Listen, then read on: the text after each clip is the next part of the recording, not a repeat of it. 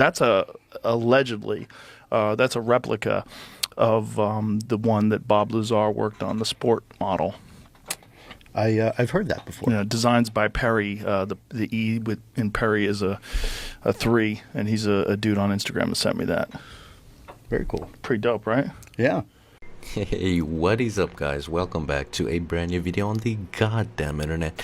And today we're going to be talking a little bit about this podcast that happens, in particular Luis Elizondo. And he makes it really clear what he thinks about Bob Lazar, and this is quite the interesting thing we're going to be checking out today. So to keep catching on everything that's coming out, such an exciting year, make sure you subscribe, notifications on, like, comment, show support, share the fuck out of this video, because it helps the absolute most. And without further ado, get your snacks, get your popcorn, and yeah, let's fucking watch this video. A lot has changed in the decades since Bob Lazar first told this wild story. The Pentagon recently admitted that it really has been secretly studying UFOs, and then it wanted to figure out and duplicate that technology. George Knapp looks back at that 1989 interview that started a whole new conversation. It's totally impossible. The propulsion system is a gravity propulsion system. The power source is an antimatter reactor.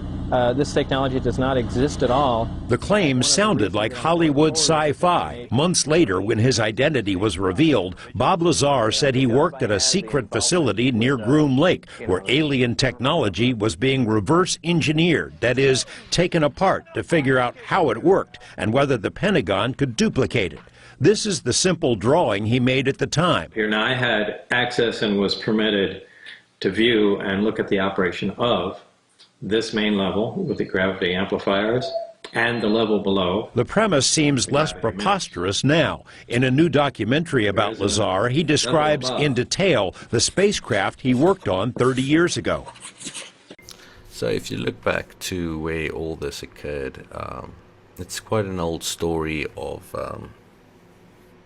Bob Lazar, right? And he's been on Joe Rogan. Bob Lazar is one of the first ever UFO whistleblowers from Nevada, claimed to be working on the test site S4 or Area 51, right? Everybody calls it that. Storm Area 51 happened. Like, this guy has started so many ripples to where a lot of things happened that might have not otherwise, right? So whether he's true or not, his story is true.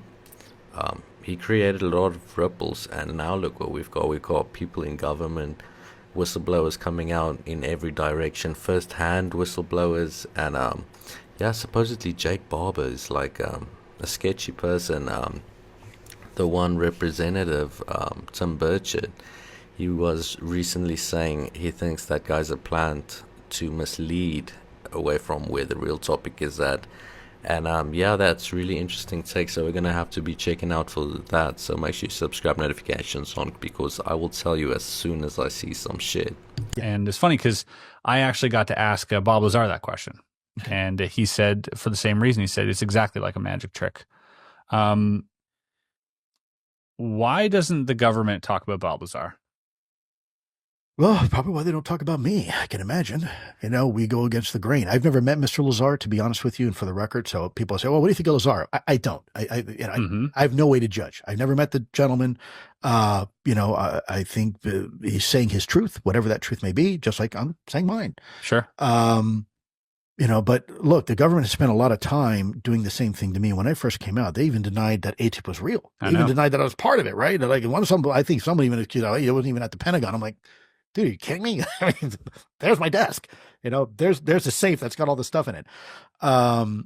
So I suspect if he's enduring the same thing, it'd be for the same reasons, that they try to obfuscate. You know, there's a saying we have.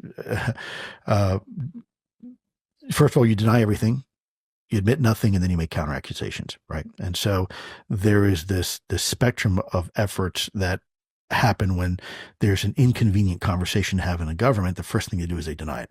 And then when they can't deny it anymore, you know, they'll start trying to take away someone's credibility. Okay, so it seems to me that Lou knows more than he admits when it comes to Bob Lazar, and that could be for a variety of reasons, right? List out the reasons in the comments, guys. Let's have a conversation about this. What do you think is the relationship between the two, and do you think Lou has knows more than he's admitting? I'm sure you're aware of the Bob Lazar story. I'm aware. I don't know Bob. I've never met him. You never got into that? I did not. How could you not with your line of work? Because, you know, I always wanted to be insulated from prejudicing the jury. And I know it sounds kind of strange, but I didn't ever. Makes sense. You know, it's kind of something I impose on myself because I didn't want to have any preconceived notions of going in. Most people kind of, I suspect, would be tempted to say, well, I'm going to learn everything I can about, you know, UFO lore. I wanted the opposite. You're a better man than me. Well, I love I'm better. Chasing that shit down. I think I just wanted to be very, very careful to preserve the investigative integrity, right? And we're all humans. We're all biased. There's no way around it. We all have some degree of bias. Let's be honest and truthful here. It doesn't matter what type of bias it is. We all have some sort of bias somewhere, whether it's food or it's the people you like to date or whatever. I wanted to avoid that as much as possible. And so I always kept it very, very focused on the here and now. And, you know, what can we see today? Right. You're aware of the story, though, right? The basic... Tangentially, that he worked at a particular facility, and at that facility he was exposed to some sort of UAP technology. That thing.